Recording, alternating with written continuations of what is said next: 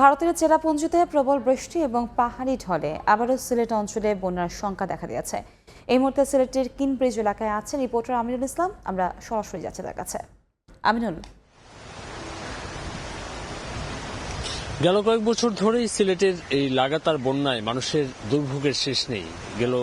যে বন্যাগুলো গেল এর প্রতিটি ধরন প্রায় একই, এবং এই বৃষ্টিপাত যেটি বাংলাদেশ অংশে হচ্ছে তার চেয়ে বেশি তার পাশের দেশ ভারত এবং চেরাপুঞ্জি, মেঘালয় এই এলাকাগুলোর বৃষ্টিপাতে সিলেটের নিম্নাঞ্চল থেকে শুরু করে সুনামগঞ্জ, মৌলভীবাজার, হবিগঞ্জ হয়ে যে পানিগুলো নদীগুলো দিয়ে আসছে, এই পানিগুলো মূলত ভারতের, এবং আপনারা হয়তো এখনো দেখতে পাচ্ছেন যে আমরা এই মুহূর্তে সুরমার তীরে রয়েছি। সুরমা নদীতে যে পানির প্রবাহ সেটিও কিন্তু ভারতের।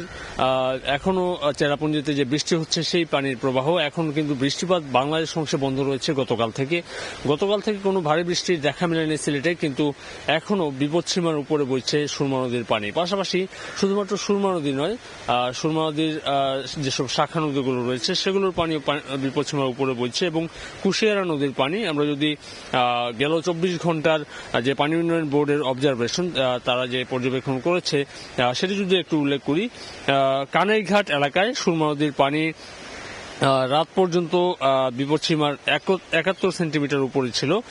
পাশাপাশি সুরমা নদীর সিলেট পয়েন্টে পানি কিন্তু বিপদসীমার 8 সেন্টিমিটার উপরে ছিল রাত পর্যন্ত, যেটি এখনো প্রায় আমরা একই রকম দেখতে পাচ্ছি।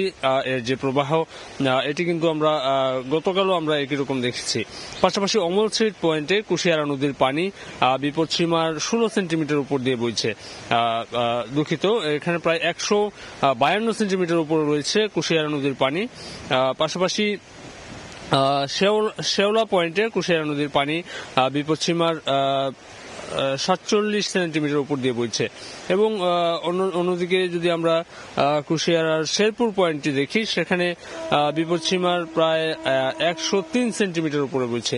এরকম প্রত্যেকটি নদীর পানি কিন্তু বিপদসীমার উপরে বইছে। বিশেষ করে যে 11টি পয়েন্ট রয়েছে এর মধ্যে 6টি পয়েন্টই বিপদসীমার উপরে নদী বইতে থাকায় এর তীরবর্তী যেসব গ্রামগুলো রয়েছে এবং এর তীরবর্তী লোকালয়গুলো সেগুলোতে মানুষজন ঝুঁকিতে রয়েছেন, এবং নতুন নতুন এলাকাগুলোতে কিন্তু আমরা গতকাল দেখেছি যে জকিগঞ্জ এলাকায় কিন্তু সেখানেও বিভিন্ন জায়গাতে বাঁধ ভেঙে পানি ঢুকছে।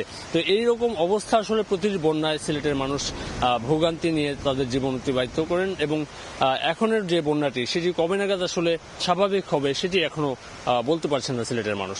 এই ছিল আসলে সিলেট থেকে। আমরা সরাসরি যুক্ত ছিলাম সিলেট থেকে।